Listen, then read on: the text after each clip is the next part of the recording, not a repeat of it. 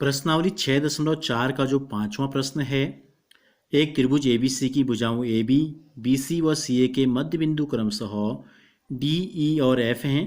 त्रिभुज DEF और त्रिभुज ABC के क्षेत्रफलों का अनुपात हमको ज्ञात करना है।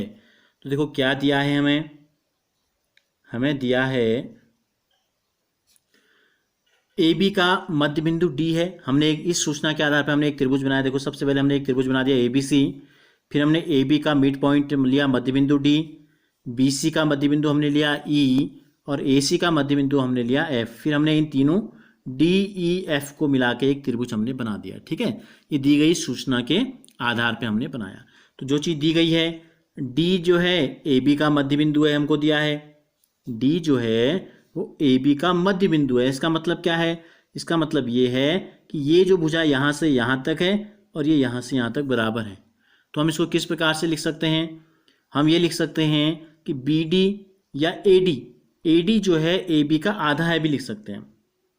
हम दी गई सूचना को इस प्रकार से भी लिख सकते हैं, AD जो है वो 1/2 ऑफ AB, या BD बराबर AD भी लिख सकते हैं। या इसी चीज़ को हम क्या लिख सकते हैं, B से D तक की जो दूरी है वो दूरी A से D तक के बराबर है। ठीक हो गया, ये हमको दिया। इसी प्रकार ये जो है BC जो है इसको हम EC ले लें। EC जो है ये भी आधा है BC का। या हम क्या लिख सकते हैं, B से E तक की दूरी और E से C तक की दूरी बराबर है। देखो जैसे हमको जरूरत पड़ेगी सवाल को आगे हल करते समय हम वैसे इसका प्रयोग करेंगे। F जो है वो AC का मध्य बिंदु है, तो AF बराबर CA का आधा है। या इसको हम ऐसे भी लिख सकते हैं, C से F तक की जो दूरी है ये F से A तक की दूरी के बराबर है। तो इतनी चीज़ें हमको दी गई हैं और त्रिभुज तो हमको दिया ही गया है। ठीक है, त्रिभुज ABC। और सिद्ध हमें करना है। हमें सिद्ध क्या करना है? देखो हमें करना क्या है, जब तक हमें ये पता नहीं होगा तो हम किस दिशा में बढ़ेंगे, कैसे सवाल को हल करेंगे। तो इस बात का बहुत ज़रूरी है, लिखना, आपको नोट करना है और आपको हमेशा ध्यान में रखना है। हमें बताना है एरिया ऑफ DEF, त्रिभुज DEF और त्रिभुज ABC का जो क्षेत्रफल है इनका अनुपात हमको बताना है, त्रिभुज DEF ज्ञात करना है। सिद्ध के बजाय हम यहाँ पे क्या लिख देंगे, यहाँ पर हम लिख देंगे ज्ञात करना है, ये हमको बताना है। तो देखो क्या होता है, हमने क्या बात सीखा है, हमने जो ये दिख रहा है एरिया का जो अनुपात है, केवल और केवल हमने जो आपको प्रमेय बताया है, इससे पहले भी हमने जो सवाल किए हैं वो किस लिए हैं, दो समरूप त्रिभुजों के क्षेत्रफलों का अनुपात। तो पहले हमको क्या करना पड़ेगा, पहले हमको इन दोनों त्रिभुजों को समरूप सिद्ध करना पड़ेगा। प्रश्न में कहीं भी ऐसा नहीं लिखा है कि ये दोनों त्रिभुज समरूप हैं। तो और जो नियम हमको पता है वो समरूप त्रिभुजों के लिए है। तो पहले हमें इन दोनों त्रिभुजों को समरूप सिद्ध करना होगा। तो देखो क्या करते हैं हम, इस चित्र को आप ध्यान से देखिए। हमें केवल भुजाओं के बीच में संबंध पता है, तो हम केवल भुजाओं के आधार पर ही इन दोनों को जो है समरूप सिद्ध करेंगे। क्या होता है, समरूप त्रिभुजों की संगत भुजाएं समान अनुपात में होती हैं, तो हम क्या करते हैं, इस नियम को लागू करके इन दोनों को समरूप सिद्ध करने की कोशिश करते हैं। अगर हम इस त्रिभुज की भुजा AB ले लें तो AB का इस किस भुजा से संबंध है, यहाँ देखो ये भुजा AD है और AD के सीध में या इसके पैरेलल अगर हम कहें तो कौन सी भुजा है, यहाँ EF है। इस चित्र को ध्यान से देखो, जितनी दूरी EF है उतनी ही दूरी AD है। ये इसके पैरेलल है और ये इसके पैरेलल है, या हम ये कह सकते हैं ये भुजा इसके बराबर है, ये भुजा इसके बराबर है। ठीक है, तो इस प्रकार से हम लिख सकते हैं, हल करते हैं हम इसे। हमें दो भुजाओं के बीच संबंध बताना है, AB बट्टे EF ले लेते हैं। हम क्या निकालते हैं, या हम पहले EF का मान निकाल लेते हैं। EF बराबर है AD के। EF किसके बराबर है, AD के बराबर है। हम लिख लेते हैं EF जो है AD के बराबर है, DE जो है FC के बराबर है।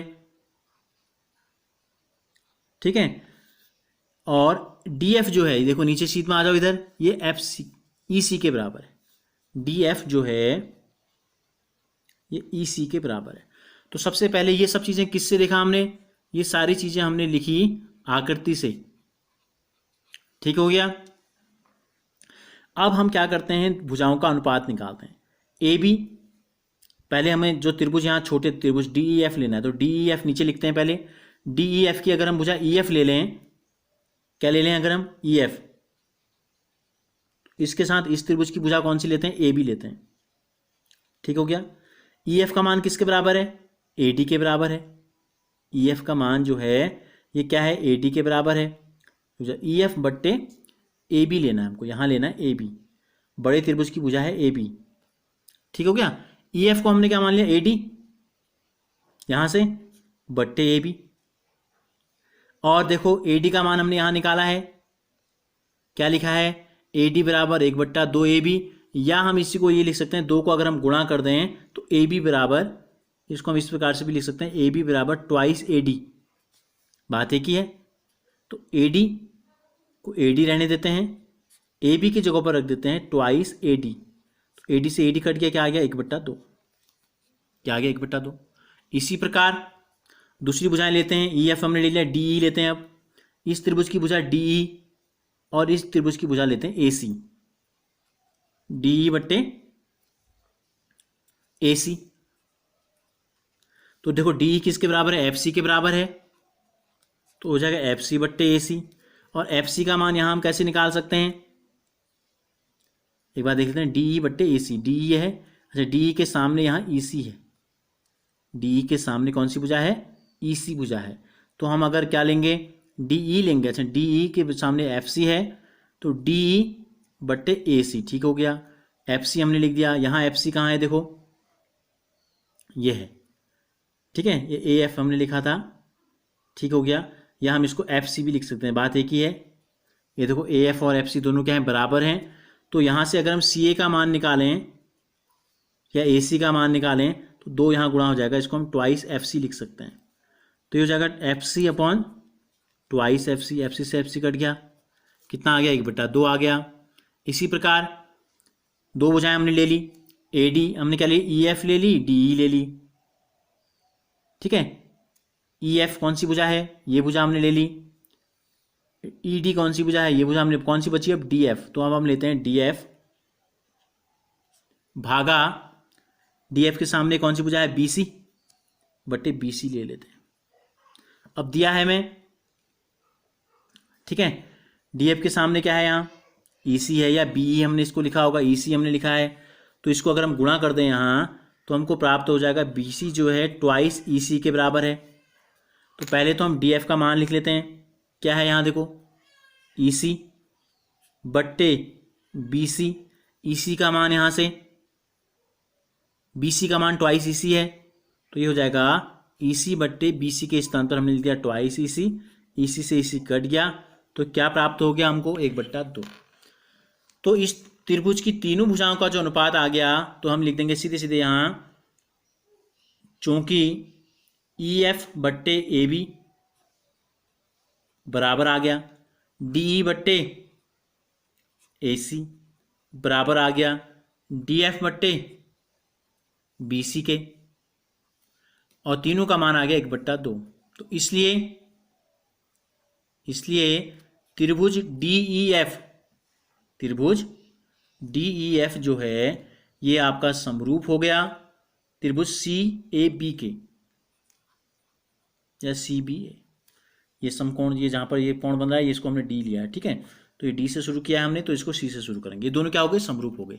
अब समरूप त्रिभुजों के क्षेत्रफलों का अनुपात आपको पता है क्या होता है, इसलिए एरिया ऑफ त्रिभुज डी ई एफ अनुपात एरिया ऑफ त्रिभुज ए बी सी संगत भुजाओं के वर्ग के बराबर होता है।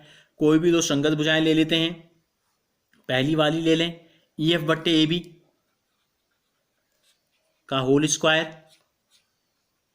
ई एफ बट्टे ए बी का मान हमने निकाला है 1/2, तो 1/2 का स्क्वायर, 1 एकम 1, 2 दूनी 4, तो अनुपात आ गया 1/4। जो हमसे पूछा था 2 त्रिभुजों के क्षेत्रफलों का अनुपात, ये कितना आ गया, 1/4 आ गया।